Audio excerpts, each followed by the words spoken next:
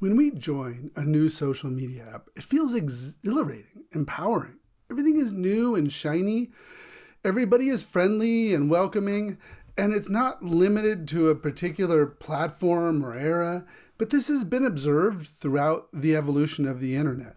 And from the early days of blogs, the Well, Usenet, IRC, AOL, through the rise of centralized social media platforms like Twitter, Flickr, Instagram, and TikTok, people have always sought out virtual spaces to connect and share.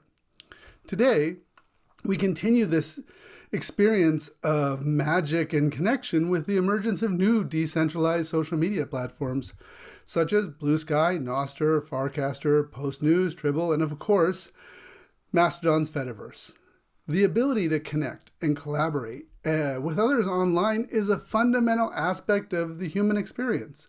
It's exciting to see how technology continues to evolve to facilitate this. It's almost universal to have found a place where everyone is friendly, nice, and welcoming.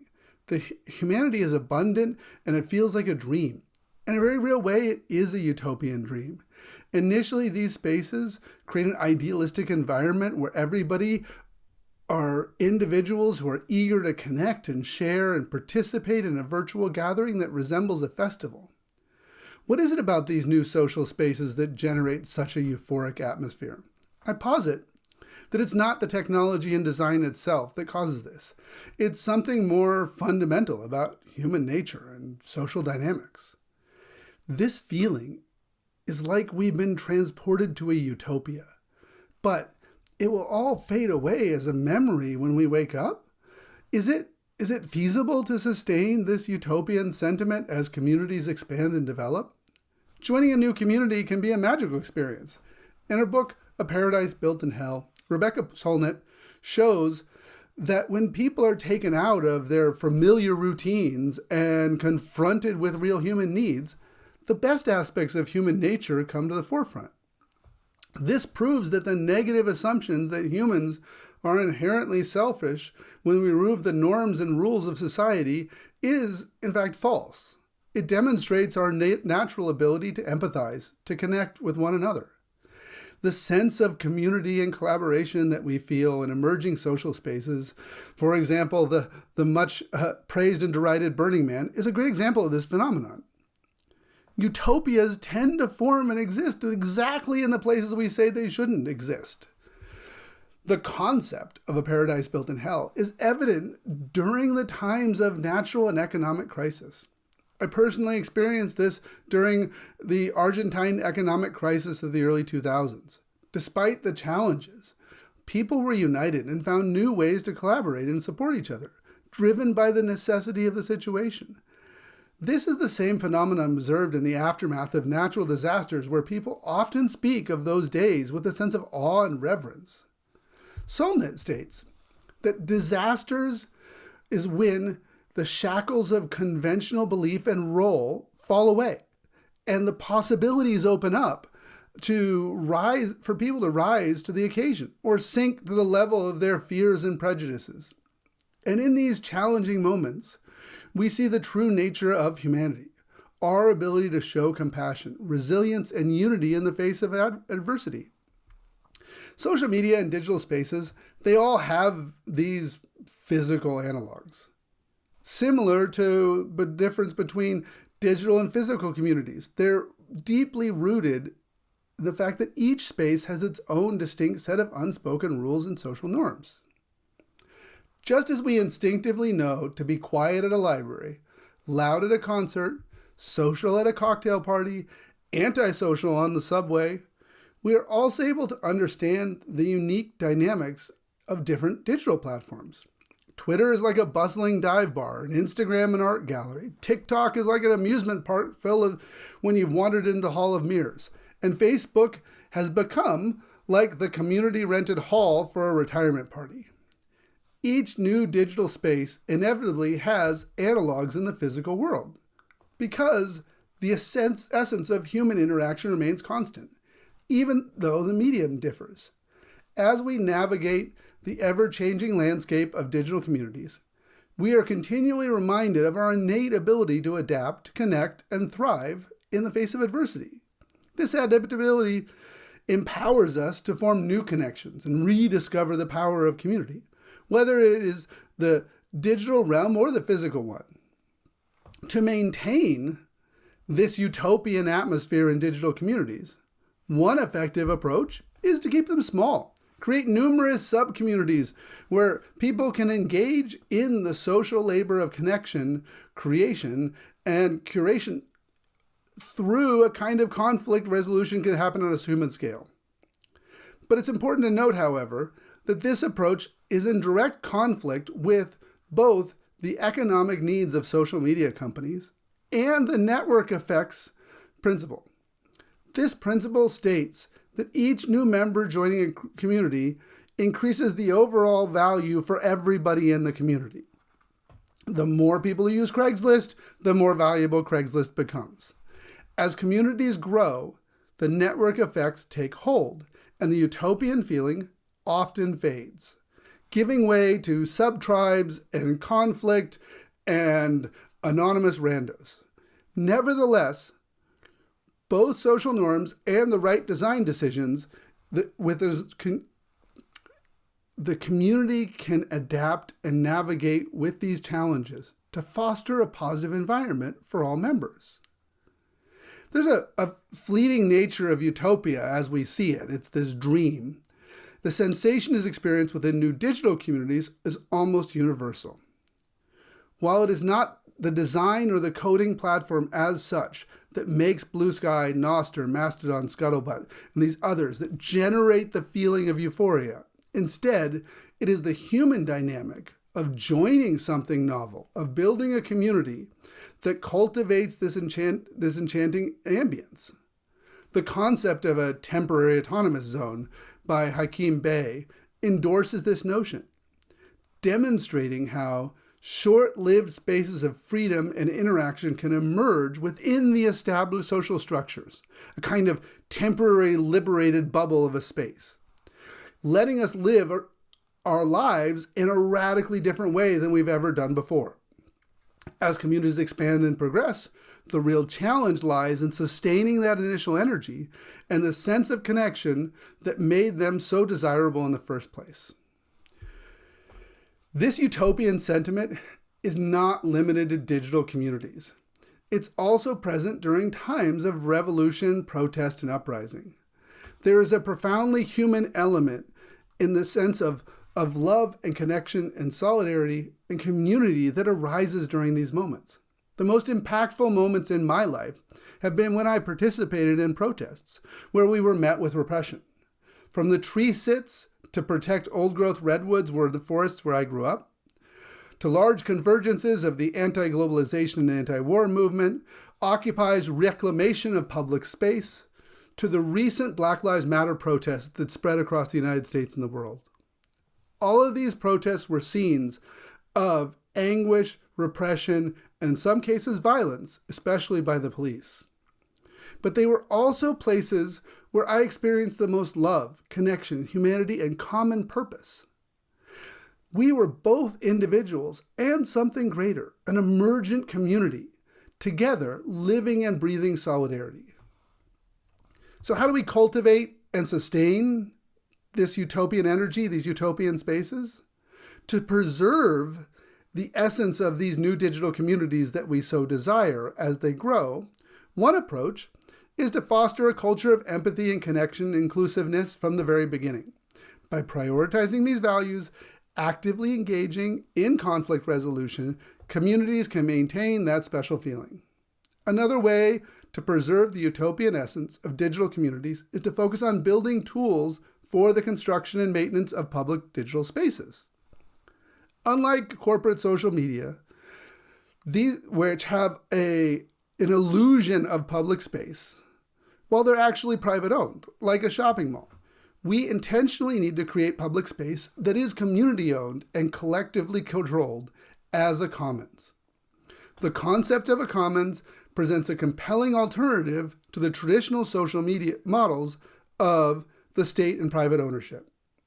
Eleanor Ostrom, who made history as the first woman to win the Nobel Prize in economics, conducted extensive research into this topic, and her findings were remarkable. Through her work, she proved that a commons can be effectively managed and maintained, debunking the misguided belief that resources held in common are doomed to fail and end in tragedy. The design of a digital commons, we must prioritize transparency, decentralization, and participatory governance. By empowering users to make decisions about the right directions and rules of their community, we ensure that the spaces remain truly public and that the needs and desires of the community are a forefront. Open source technology and decentralized protocols can play a vital role in developing these digital commons. By allowing users to maintain control over their data and ensure that no entity has a monopoly control over the platform, we create an environment that fosters collaboration, creativity, and innovation. So how do we do that? One of the things that Dr. Ostrom laid out was the characteristics of a well-functioning commons. And I've applied them to the world of digital commons. There are 8 characteristics.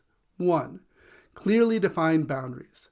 Members and their rights are easily identifiable and accessible as a shared digital resource that is well regulated. 2, the proportional equivalence between the benefits and the costs. Users contribute to the commons according to their capabilities, and the benefits are distributed fairly among the members. 3, collective decision-making. Users must have a say in shaping the rules and policies that govern our digital commons, promoting a sense of ownership and accountability. 4, transparent systems of monitoring need to be in place to track usage and manage the shared resources, ensuring that the members adhere to the established rules. So you know which farmer was letting their sheep go off and eat all the grass on the field. 5, graduated sanctions. Penalties for rule violations that are proportional and escalated based on the severity and the frequency of transgressions. This is important. It's not an all or nothing thing. 6, conflict resolution mechanisms. Efficient, fair processes that are in place to address disputes among members, promoting harmony and trust within the community. 7, minimal recognition of the rights to organize. Users have to have autonomy to self-organize. They need to be able to make decisions about the digital commons without excessive interference from outside authorities. The state has to not be in conflict with this community. 8, nested enterprises. A digital commons are organized into multiple interconnected layers of governance, with small communities operating within the context of larger ones, fostering collaboration and coordination. By incorporating these principles into the design of a commons, we can create spaces that are robust, sustainable, equitable, and foster innovation, collaboration, and genuine community engagement. So how do we develop these community-driven tools? To create and maintain digital public spaces, we must develop tools that empower communities to manage their own digital commons effectively. These tools should facilitate communication, conflict resolution, and decision-making while promoting inclusiveness, empathy, and shared values. Giving communities the power to shape their digital spaces and resolve their issues collaboratively, we can help preserve that utopian essential feeling that initially drew people to these platforms. As digital commons continue to grow, it is crucial to acknowledge that the needs and challenges will inevitably change over time.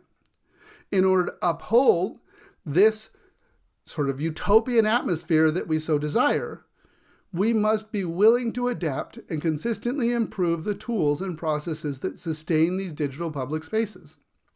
By promoting continuous feedback and collaboration among community members, we can guarantee that the platform remains responsive to the needs of users, fostering an environment of connection and belonging. As we embark on the journey of building digital public spaces, we must place the needs of users at the forefront. We need to create systems that respect users' rights of data, names, and connections with others, that allow for the seamless movement between servers that host users' content. We must equip users with the tools to protect themselves and the community from harmful behavior and build technology that facilitates self-governance and fair enforcement of rules and boundaries. The work of nurturing a community requires considerable human labor, and we must consider the systems that fairly compensate those who undertake this essential social work. But this effort cannot be led by a select few. We must embrace and co-design in collaboration, ensuring that diverse voices are heard in the shaping of future public spheres. This is not just a technical task, but a moral imperative. We are building the foundation for a new kind of social contract, one that everyone has a voice and a stake in the outcome. Let's approach this work with passion, idealism, humility, and the commitment to creating more than just an equitable digital future. To wrap up this discussion, I want to say that joining a new digital community can be a euphoric experience, but sustaining that utopian feeling as the community grows is always challenging. To achieve this, we need to design and build a digital commons that prioritizes community control, collective ownership, and participatory governance. With the right tools, a commitment to adapt to the changing needs of the community, we can create spaces that continue to foster the magic of connection as they evolve. By doing so, we can cultivate and sustain a utopian energy that makes digital spaces so special. I'll conclude by saying a little bit about myself so that you understand where I'm coming from and why I feel this matters. I've been working on these issues and building social media systems for 25 years. I helped set up the first live stream of a protest in the midst of tear gas in Seattle in 1999. I helped create and grow the Indie Media Network, which pioneered the idea of user-generated media in the chronological timeline. I helped create the first partial podcasting company, Audio, and was part of the team that created Twitter. Since then, I was a researcher at the MIT Media Lab, worked on founding and building platform cooperatives, built a peer-to-peer social media app called Planetary, and now I'm working on an open source Nostr app called nos.social that attempts to drive this system forward and build out on these values. Innovation is not the work of a lone genius. It is a team sport, and we need more people on the field with us. Thank you.